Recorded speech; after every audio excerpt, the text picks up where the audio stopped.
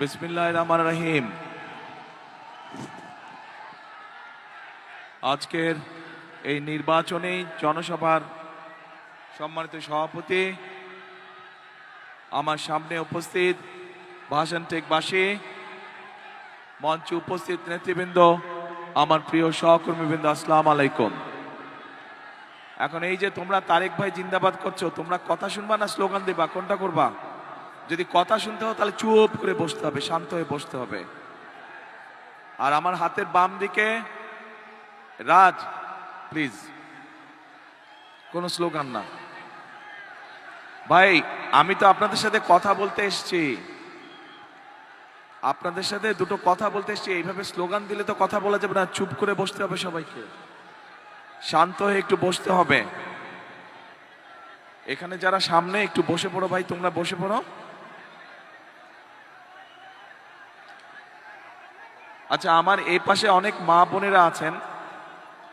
আমি একজন বোনকে চাই যিনি গার্মেন্টসে কাজ করেন এবং অনেক দিন যাবত এই এলাকায় বসবাস করেন। কেউ আছেন কি এরকম মা বোনদের মধ্যে? এখানে এখানে আমি শুনেছি অনেক শ্রমিক। আপনি গার্মেন্টসে কাজ করেন? কেউ আছেন কি এখানে মা বোনদের মধ্যে? আপনি কাজ করেন? এই এলাকায় থাকেন? আপনি কি এই এলাকায় থাকেন? আপনি কি এই এলাকায় থাকেন?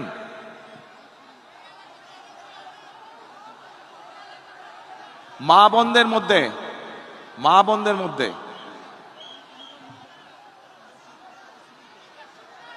আচ্ছা, একটু আসেন, আপনি আসেন, এদিকে আসেন, ওনাকে নিয়ে আসেন।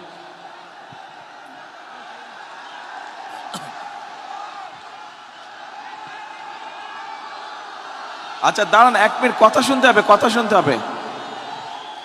আমার এখান থেকে একজন মানুষকে দরকার, পুরুষ মানুষ, এই এলাকায় বহু বছর যাবৎ এই তো কথা না শুনলে তো হবে না, স্লোগান দিলে হবে না, তো চুপ করতে হবে। আস্তে আস্তে আস্তে আস্তে। এইখানে পিছন দিকে, এখানে সামনে সব ইয়াং ছেলেমেয়েরা, একটু পেছন দিকে অনেক দিন ধরে এই এলাকায় আছেন, কোনো একটি পেশার সাথে জড়িত আছেন। দিনমজুর হতে পারেন, রিক্সা চালকও হতে পারেন, ভ্যান চালকও হতে পারেন, গার্মেন্টসে কাজ করতে পারেন, ক্ষুদ্র মুদির দোকান মালিক হতে পারেন। এরকম একজন মানুষ দরকার আমার, যে এই এলাকায় থাকেন। কে আছে দেখো তো, এরকম কে আছে? যেরকম বললাম, আপনি তো আমাদের দলের সাথে যুক্ত না, আপনাকে না, আমার সাধারণ মানুষ দরকার। সাধারণ মানুষের মধ্যে থেকে দল করেন এরকম মানুষ কি না? ও তো দল করে, তো আমি দল করা মানুষ চাচ্ছি না, সাধারণ মানুষ চাচ্ছি, নিরপেক্ষ মানুষ চাচ্ছি। ও পেছন দিকে দেখো,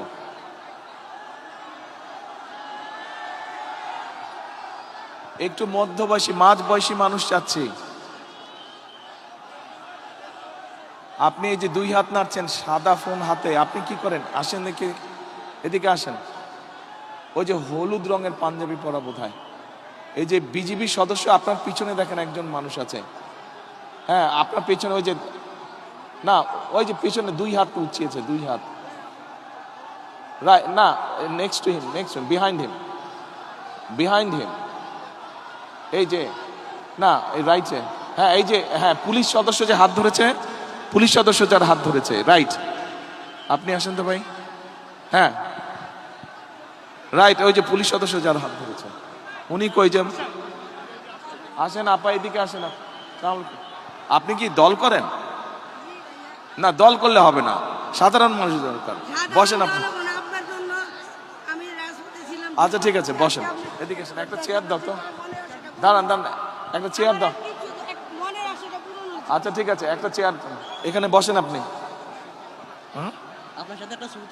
আরে বাবা, পাগল হচ্ছে না, না এখন না, পরে পরে পরে পরে পরে পরে, এখন ছবি না। আচ্ছা বোন, এখানে বসেন, এই চেয়ারটাতে বসেন। আচ্ছা ওই মানুষটা কোথায়? আরেকজনকে ডাকলাম যে, আরে আসলো না, ওখানে আটকে আছে কেন? এ নাই, তুমি গেলা তো।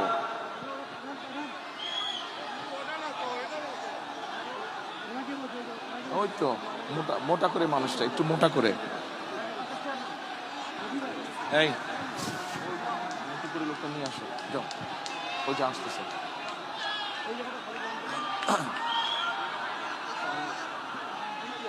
আচ্ছা, এখন আমার একজন ছাত্র দরকার, ঢাকা বিশ্ববিদ্যালয় বা কোনো জায়গায় পড়ে ছাত্র দরকার, কিন্তু অনেক দিন এই এলাকায় থাকে।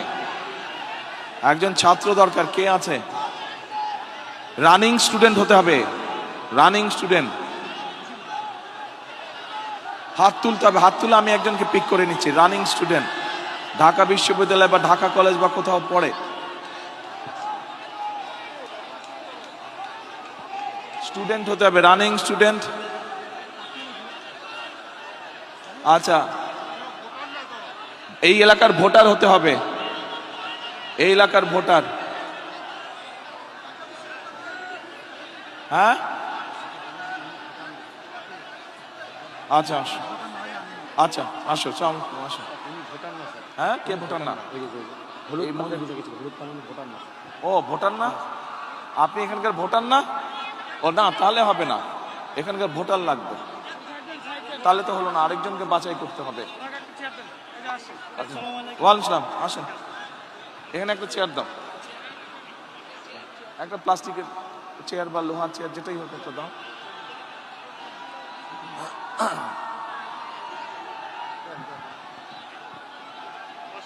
আচ্ছা বসো এখানে।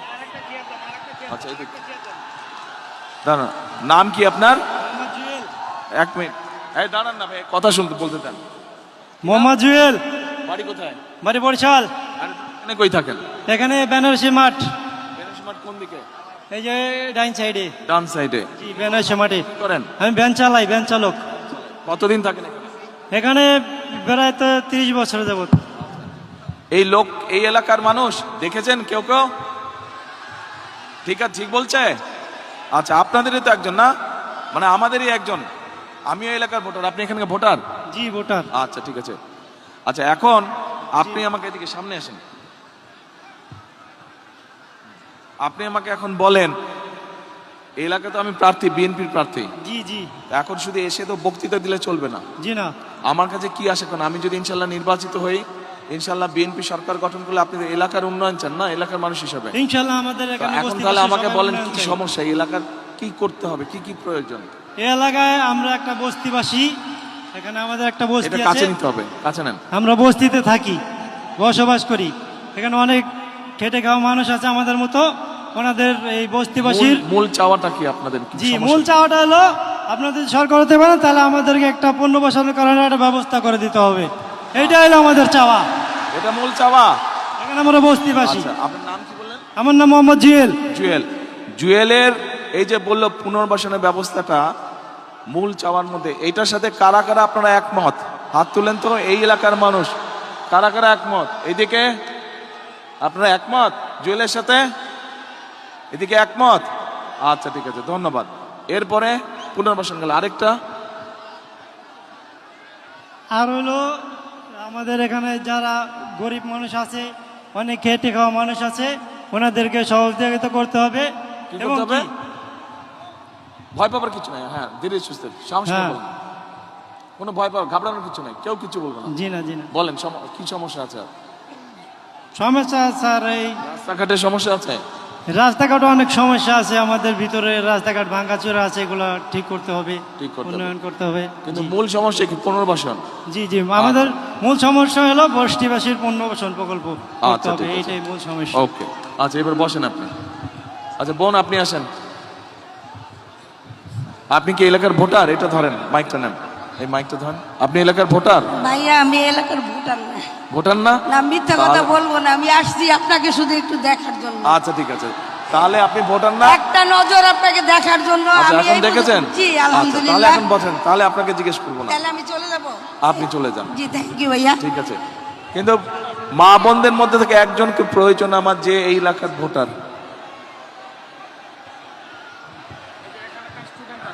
স্টুডেন্ট? স্টুডেন্ট স্টুডেন্ট না? আচ্ছা ঠিক আছে, আসো। ওয়ালাইকুম সালাম। এটা নাও। তুমি স্টুডেন্ট? হ্যাঁ আমি স্টুডেন্ট। কোথায় পড়ো? আমি ইউনিভার্সিটি অফ এশিয়া এটা কাছে নিতে হবে। হ্যাঁ, university of Asia Pacific student, English আচ্ছা, ডিপার্টমেন্টে। এটা কোথায়? এটা হচ্ছে ফার্ম গেট গ্রিন Farm রোডের gate, এখানে আচ্ছা। পান্থপথে। তুমি এখানে কোথায় থাকো? আমি এখানে পুরান কচু খেতে থাকি। পুরান কচু খেতে? জি, এটা তো ভাষান টেকের বাইরে পড়লো। ক্যান্টনমেন্টের অপোজিটে পুরান কচু ক্ষেত, মুসলিম তাহলে মডার্ন তুমি কি এরিয়াটা। ভাষান টেকের সমস্যা কি জানো? আমাদের এইদিকে তো স্লাম এরিয়া, মানে মানে বলতে বস্তি এরিয়াটা বেশি, তো সাধারণ মানুষের মানে আমাদের ক্যান্টনমেন্টের ভিতরের এরিয়াটা খুব সুন্দর, গুছানো পরিবেশ, সুন্দর পরিবেশ। তো এই দিকের পরিবেশটা যদি আরেকটু সুন্দর হতো, সেক্ষেত্রে আমাদের মানে পুরো জোনটা একই রকম দেখা যেত, সুন্দর দেখা যেত, মানে যাতে সবাই বলে যে ক্যান্টনমেন্ট এরিয়াটা বা কচুক্ষেত এরিয়াটা, ভাষানটেক এরিয়াটা 17 আসনের অন্তর্ভুক্ত আছে, এটা দেখতেও ভালো লাগবে, মানুষের কাছে বলতেও ভালো লাগবে। আচ্ছা, তোমার নামই তো জিজ্ঞেস করিনি। আমার নাম হেনা আক্তার মিম। আমার বাবা হচ্ছে ঢাকা ক্যান্টনমেন্ট বোর্ড ওয়ার্ডের সাংগঠনিক সম্পাদক মোহাম্মদ আচ্ছা। ফেরদৌস আহমেদ। আচ্ছা, এই যে আমাদের এই বোন একটা কথা বললো, এইটার সাথে মোটামুটি কি আপনারা এই এলাকাবাসী একমত? একমত, ঠিক বলছে? আচ্ছা ঠিক আছে, ওকে, বসে তুমি এবার। ঠিক আছে, আসসালামু আলাইকুম। ওয়ালাইকুম আসসালাম। আসেন, আপনি আসেন। আপনি এলাকার ভোটার? ক্যান্টনমেন্টের ভোটার। আমি যাচ্ছি এইখানকার ভোটার, এইখানকার মানুষ। বসেন আপনি, আসেন এদিকে আসেন। এই এই ভাষান থেকে ভোটার আপনি? হ্যাঁ, ক্যান্টনমেন্ট আমার নির্বাচনী এলাকা জানি, কিন্তু আমি এই ভাষান টেকবাসী যাচ্ছি, এইখানকার মানুষ যাচ্ছি। বাট আপনি এইখানকার না, তাহলে আপনি, আমি পরে কথা বলবো আপনার সাথে। বোন এদিকে আসেন। ওয়ালাইকুম সালাম। আপনি এই এলাকার ভোটার? কোন জায়গায় বাড়ি? ধরেন এটা, হ্যাঁ এটা ধরেন, 95 ওয়ার্ড। জি। আপনার নামটা কি? আমার নাম লিলি। এটা কাছে নিতে হবে মাই। আমার নাম লিলি। আচ্ছা, উনি 95 নম্বর ওয়ার্ডের, 95 নম্বর ওয়ার্ড তো ভাষান টেকের মধ্যে পড়লো না? হ্যাঁ। আচ্ছা, তো এখন বোন আমাকে একটু আপনি বলেন, আমরা জুয়েলের কথা শুনেছি একটু আগে, জুয়েল যে বলে গেল ওইখানেই থাকে, তো এই এলাকার মূল সমস্যাটা কি? জি, এখানে স্যার কি আমরা করতে হবে? বিএনপি ইনশাল্লাহ সরকার গঠন করলে, আমি ইনশাল্লাহ আপনাদের ভোটে জিতলে কি করতে হবে? মূল কাজটা কি করতে হবে? আসসালামু আলাইকুম। আমরা বস্তিবাসী, আমাদের মানে আমাদের কিছুই নেই। আমরা চাই যে আমাদের একটা পুনর্বাসন হোক। আর আমরা বলছিলেন যে আমাদের ফ্যামিলি কার্ড দিবেন, তাই আমরা এই জন্য আপনার কাছে আসছি। ফ্যামিলি কার্ড চাই, গার্মেন্টসে চাকরি করতে। জি। এই যে ফ্যামিলি কার্ড, এই যে ফ্যামিলি কার্ড, এটা প্রত্যেক ওনার মতন প্রত্যেক মা এরকম একটি ফ্যামিলি কার্ড পাবে ইনশাল্লাহ বিএনপি সরকার গঠন করলে। স্যার আমরা এটাই চাই। আমাদের দেশ বাড়ি নেই, নদীতে সব চলে গেছে। আমরা চাঁদপুর ছিলাম, আমাদের কিন্তু এটাতে চাঁদপুরে নেই। ফ্যামিলি কার্ড তো শুধু, আমরা- এক মিনিট বোন, ফ্যামিলি কার্ড তো ইনশাল্লাহ আপনার মতন যারা মা তাদের সকলে পাবে সারা হ্যাঁ বাংলাদেশে। ইনশাল্লাহ আমরা কিন্তু- সবাই ফ্যামিলি কার্ড পাবে ইনশাল্লাহ। কিন্তু এলাকার কি সমস্যা এটা বলতে হবে তো। এলাকায় আমাদের বাড়িঘর নেই। আমরা একটা পুনর্বাসন চাইছিলাম, যদি আমাদের পুনর্বাসন দেন তাহলে আমরা সবাই আর কি আনন্দ পাবো, খুশি পাবো। আপনার যদি আমরা ভোট যদি জয়যুক্ত করতে পারি তাহলে আমাদেরকে পুনর্বাসন দিবেন। তাহলে জয়যুক্ত করেন। জয়যুক্ত ইনশাল্লাহ করবো। আমরা বিপুল ভোটে পাস করবো। আমরা দানের শেষে পাস করবো। আল্লাহ রহমতে দান, আমরা জীবন দিয়ে আল্লাহ রহমতে আমরা দানের শেষে পাস করবো ইনশাল্লাহ। তাহলে আপনার এলাকার মূল সমস্যাটা কি? তাহলে পুনর্বাসন। হ্যাঁ, পুনর্বাসন হ্যাঁ, আমাদের ঠিক, family পুনর্বাসন card, মূল হ্যাঁ, সমস্যা। আমাদের পুনর্বাসন, আমাদের ফ্যামিলি কার্ড। পুনর্বাসন? হ্যাঁ, পুনর্বাসন আমরা ফ্যামিলি চাই। কার্ড তো শুনেন, কথা শুনেন। ফ্যামিলি কার্ড তো আপনার মতন মা যারা তাদেরকে দিব, ওটা একটা ব্যাপার। আর এলাকার ফ্যামিলি কার্ড তো সারা দেশে অনেক এলাকার। স্যার, অনেক লোকজন লেখাপড়া করে এমবিবিএস পাস করছে, অনেক আজানটা লোকজনের শেষ হোক, আজানটা শেষ হোক।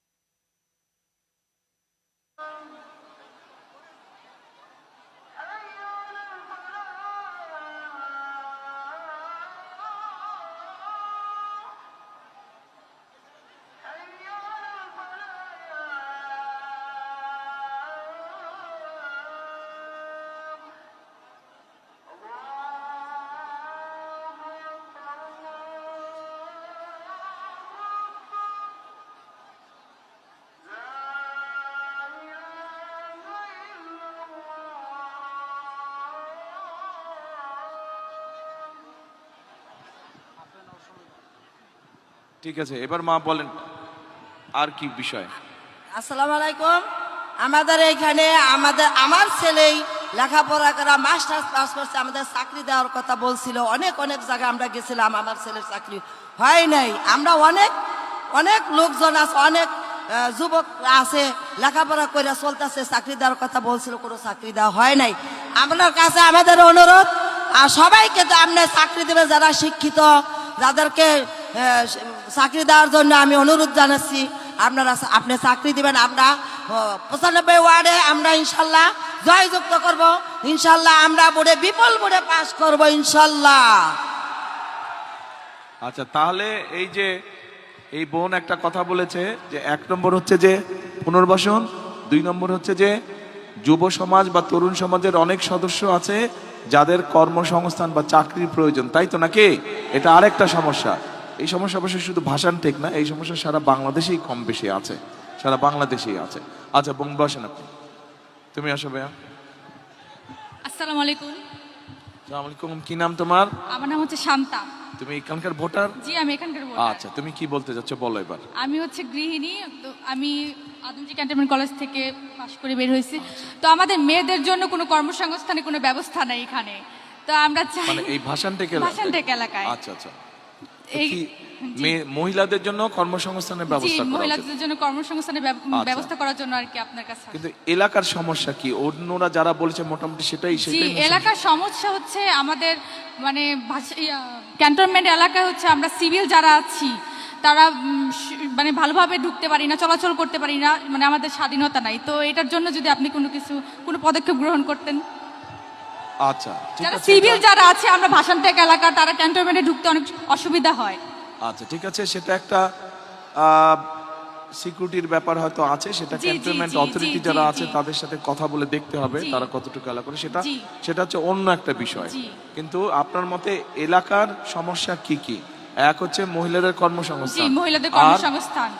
আর হচ্ছে আমরা যেমন গৃহিণী, তো আমাদের তো তেমন ইনকাম নেই, আমাদের হাজবেন্ডের তো তেমন ইনকাম নেই।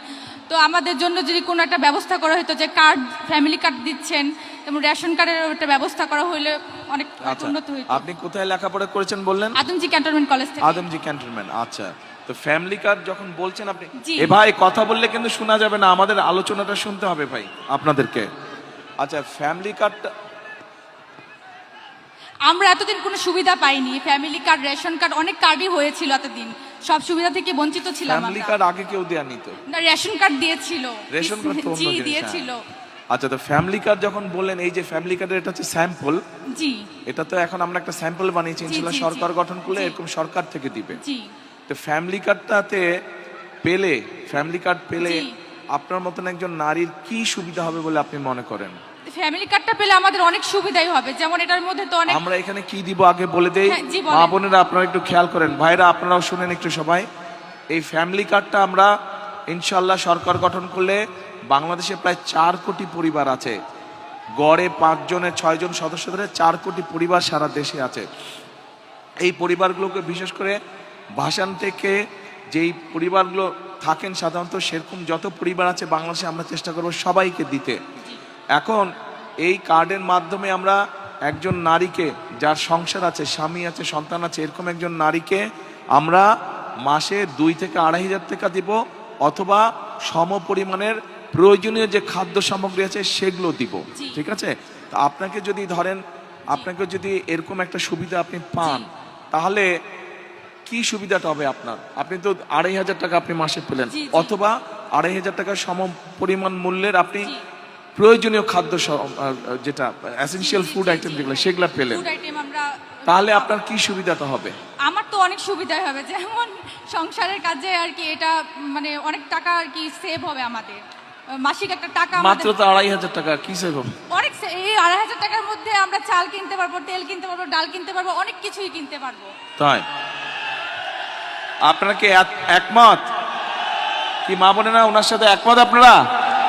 আচ্ছা, কিন্তু একমত যদি হন তাহলে এক মিনিট যদি একমত হন, এবং আপনারা যারা পুরুষ ভাইরা আছেন, আপনারা যদি চান আপনার মা বা আপনার স্ত্রীর হাতে এরকম একটি ফ্যামিলি কার্ড পৌঁছক, বা আপনার বোন যে সংসার করছে তার হাতে ফ্যামিলি কার্ড পৌঁছাক, আমরা ফ্যামিলি কার্ড দেই, এইটা যদি চান তাহলে তো দুটো কাজ করতে হবে। এক, এখান থেকে বিএনপির প্রার্থীকে জয়যুক্ত করতে হবে।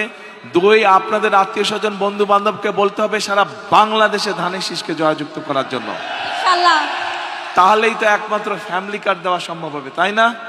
ঠিক আছে, আচ্ছা বসেন আপনি। এবার আপনি এখানেও বসতে পারেন অথবা আপনি চলেও যেখান থেকে এসেছেন ওখানে চলে যান। ধন্যবাদ। এখন প্রিয় ভাই বোনেরা, আমি এই যে কয়েকজন মানুষকে যে এখানে আসতে বললাম বা নিয়ে আসলাম, আমি আসার সময় কি বোন আপনি কিছু বলতে চাইছেন? আচ্ছা ঠিক আছে, আসেন। ইয়ে নিয়ে আসো তো ওনাকে, একজন ওনাকে নিয়ে আসো। দাঁড়াও, অনেকক্ষণ কি বলতে চাই, অনেকক্ষণ ধরে দেখছি আমি না উনি না তো, না তুমি না, ও আপনি যে ওই যে চশমা পরে আছেন, হ্যাঁ আপনি যে যে যে যে ওই যে চশমা নাড়ছে হাতে মোবাইল, আসেন এদিকে আসেন। আপনি কি বলতে চাচ্ছেন? অনেকক্ষণ ধরে বলতে চাচ্ছেন।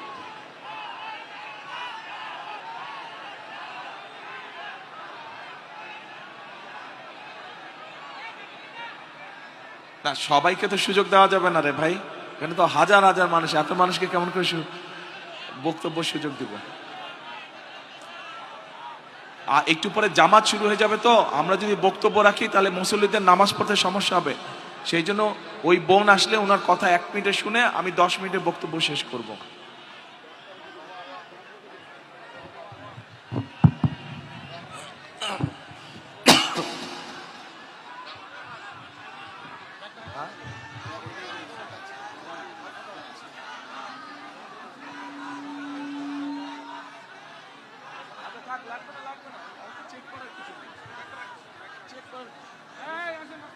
এ লাগবে না, চেকের কিছু নাই তো, তোমরা জানতেই না তো ও আসবে, কিচ্ছু লাগবে না। এই চেক করতে হবে না, চলে আসো তো, বেশি ঝামেলা করে।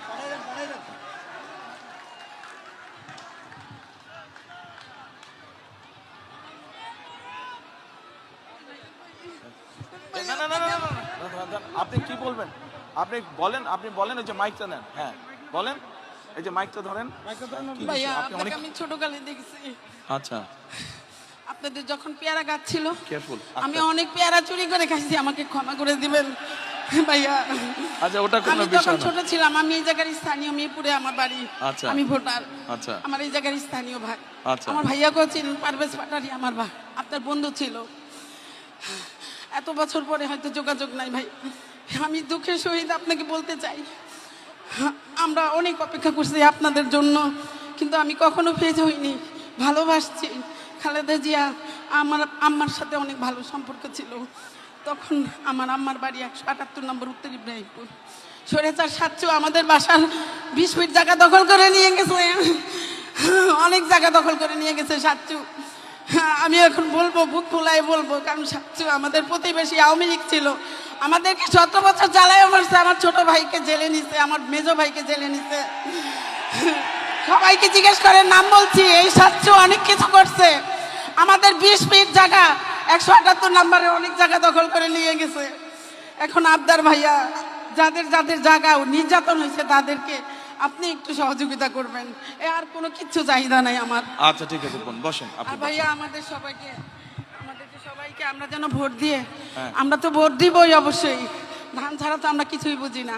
আমরা ভোট দিব, আমাদের এই 15-16 আসনের, 17 আসনের সবাইকে আমাদেরকে একটু সুবিধা করে দিবেন, কারণ আমরা জনগণ অনেক ভুক্তভোগী। তাহলে আপনি যখন এখানে থাকেন, এখানকার তাহলে মূল সমস্যা কি? অন্যরা যা বলছে সেটাই মূল সমস্যা, পুনর্বাসন? হ্যাঁ আচ্ছা ঠিক আছে, ঠিক আছে। আচ্ছা বোন, ওকে।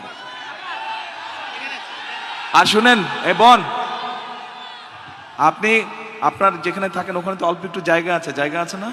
বাড়ির উঠানে জায়গা নেই? আছে, অল্প একটু জায়গা? 12 কাঠা ছিল জায়গা, 3 কাঠা নিয়ে গেছে। আচ্ছা, যেটুক জায়গা আছে ওখানে পেয়ারা গাছ লাগাবেন, পেয়ারা হলে আমাকে এনে দিবেন। ইনশাআল্লাহ। ভাইয়া ক্ষমা করে দিয়েন, অনেক পেয়ারা খাইছি আপনাদের কাছে। ঠিক আছে, ওই পেয়ারা যেটা খাইছেন আমার গাছ থেকে নিয়ে আমাকে 2টা পেয়ারা দিয়ে যাবেন, ঠিক আছে? গাছ লাগাবেন আপনি। আচ্ছা ভাইরা, মা বোনেরা, যেই কথাটি বলছিলাম যে আমি গতকাল থেকে, বোন আজকে হবে না, আরেকদিন ইনশাল্লাহ, আরেকদিন। আমি গতকাল চিন্তা করছিলাম যে এই এলাকার মানুষের মূল সমস্যা কি কি, ভাষান্তিকবাসীর মূল সমস্যা কি কি। আমি আমার মতন করে জেনেছি কিন্তু আজকে আমি আপনাদের কাছ থেকে সরাসরি জানতে চেয়েছি এবং আপনাদের মাঝে থেকেই কিছু মানুষকে আমি জিজ্ঞেস করেছি কি এলাকার সমস্যা। প্রিয় ভাই বোনেরা, আজকে এতটুকু আপনাদের সামনে আমি বলতে চাই যে আমি যেহেতু আপনাদের প্রার্থী, আপনারা বহু মানুষ এখানে আছেন। এই যে এক বোন বলে গেল ছোটবেলা থেকে উনি এখানে আছেন, আমিও এই এলাকায় ছোট থেকে বড় হয়েছি। এই এলাকায় যারা ছোট থেকে আমার মতন আপনারা বড় হয়েছেন, এই এলাকায় বহু মানুষ বসবাস করছেন গত 20, 25, 30, 40 বছর যাবৎ, গত 50 বছর যাবৎ।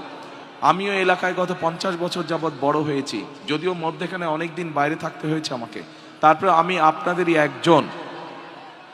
স্বাভাবিকভাবেই আজকে যখন আমি এই এলাকার প্রার্থী হয়েছি, আমি আপনাদেরকে এতটুকু বলতে পারি, ইনশাল্লাহ আপনাদের দোয়া আল্লাহ রহমতে আগামী নির্বাচনে আমি যে জয়ী হলে এবং ধানের শীষ সরকার গঠনে সক্ষম হলে, আজকে এই যে কয়জন মানুষ আপনাদের সকলের পক্ষ থেকে এখানে উপস্থিত হাজার হাজার এই এলাকাবাসীর পক্ষ থেকে যেই সমস্যার কথা বলে গেছে, পুনর্বাসন সহ অন্য যেই সমস্যাগুলো বলে গেছে, কিন্তু পুনর্বাসনটিকে মূল সমস্যা বলেছে, ইনশাল্লাহ আমরা সেই সমস্যার সমাধান করব এই এলাকার মানুষের জন্য।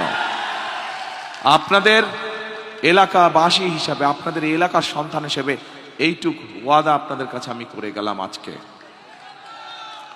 এবার আসেন ভাই, এখানে এই মাত্র এক বোন বলে গেল যে তার সাথে কি হয়েছে বিগত দিনে। আমরা সেই অতীতে অত যেতে চাই না।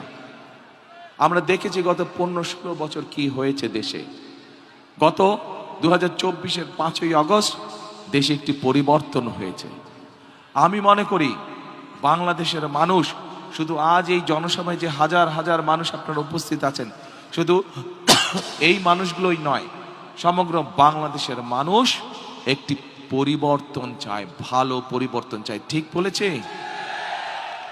জি, পরিবর্তন চায়। কি পরিবর্তন চায়? পরিবর্তন চায় যে মানুষের সমস্যার যাতে সমাধান হোক, মানুষের চলাফেরা, মানুষের নিরাপত্তা, দেশে যাতে সুশাসন প্রতিষ্ঠিত হোক, দেশের শিক্ষার্থীরা যারা শিক্ষার সুযোগ পায়, দেশের বেকার কর্ম যারা তরুণ আছে, যুবক আছে, যারা তরুণ সমাজে, যুব সমাজের সদস্য যারা, ছেলে হোক মেয়ে হোক, বহু লক্ষ লক্ষ এরকম আছে যারা কর্মহীন অবস্থায় আছে। এই যে যেই কয়েকজন মানুষ এখানে আপনাদের হয়ে আপনাদের পক্ষ থেকে কথা বলে গিয়েছে, এই মানুষগুলোর মাঝে থেকেও কথা বেরিয়ে এসছে যে কর্মসংস্থান দরকার, সেটি ছেলে হোক মেয়ে হোক সবার। আমরা সিদ্ধান্ত গ্রহণ করেছি, আমরা পরিকল্পনা গ্রহণ করেছি। আমাদের দেশের বহু মানুষ বিদেশে প্রতি বছর কর্মসংস্থানের জন্য যায়, কিন্তু এই মানুষগুলো দক্ষ শ্রমিক হিসেবে চায় না। আমরা চাই বাংলাদেশের লক্ষ লক্ষ যে তরুণ সমাজের সদস্য আছে, নারী হোক পুরুষ হোক, তাদেরকে বিভিন্ন রকম ট্রেনিং দিব, তাদের পড়ালেখা শেষ হোক বা শেষ হওয়ার আগে, যাতে দেশের ভিতরেই ব্যবসা বাণিজ্য হোক অথবা দেশের বাইরে হোক, তারা যাতে কর্মসংস্থানের ব্যবস্থা করতে পারে, যাতে স্বাবলম্বী হয়ে দাঁড়াতে পারে। প্রিয় ভাই বোনেরা, এখানে ফ্যামিলি কার্ডের কথা বলে গিয়েছে এক বোন। ফ্যামিলি কার্ডের বিষয়ে আমি আর বিস্তারিত গেলাম না। ফ্যামিলি কার্ড, এই যে এরকম একটি ফ্যামিলি কার্ড বাংলাদেশের প্রত্যেক মা বোনদের কাছে, মাদের কাছে আমরা পৌঁছে দিতে চাই। যেই নারীর সংসার আছে সেরকম একজন নারীর কাছে আমরা পৌঁছে দিতে চাই। আমরা একই সাথে এখানে বহু মানুষ আছেন, এই যে জুয়েল আসছিল, বোধহয় ভ্যান চালক, এরকম জুয়েলের মতন অনেক মানুষ আছে যাদের কিন্তু দেশ গ্রামে, আপনারা যারা এখানে উপস্থিত আছেন, দেশ গ্রামে জমি জমা আছে, চাষবাস কৃষির সাথে আপনারা জড়িত। হয় আপনারা নিজেরা কৃষি কাজ করেন অথবা কাউকে দিয়ে দিয়েছেন জমি বর্গা। অর্থাৎ বাংলাদেশের কৃষকদের আমরা একটি কৃষি কার্ড দিতে চাই, যেটার মাধ্যমে তারা সহজে কৃষি ঋণ পাবে, কৃষি ইন্স্যুরেন্স থাকবে, কৃষির বিভিন্ন সার বীজ বিভিন্ন বিষয় তারা পাবে।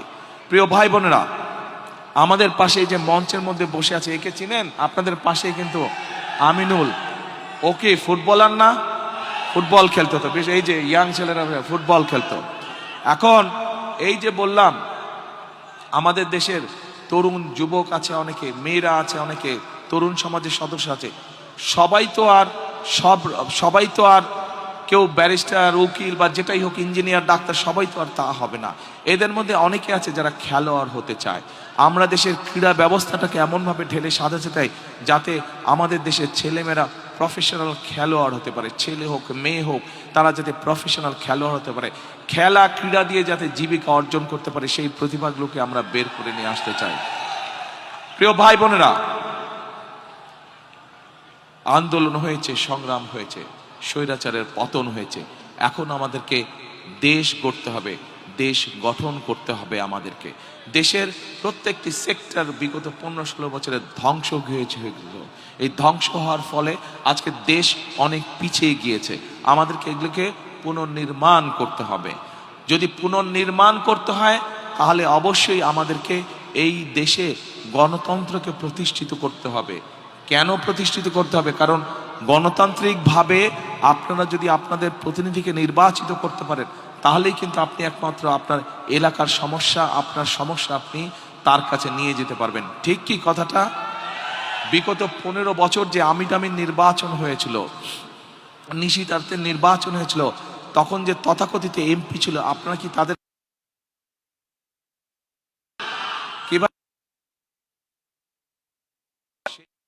আচ্ছা আপনাদের এলাকার সমস্যা নিয়ে যেতে পেরেছেন কি ভাই? যেতে পেরেছিলেন এলাকার সমস্যা নিয়ে?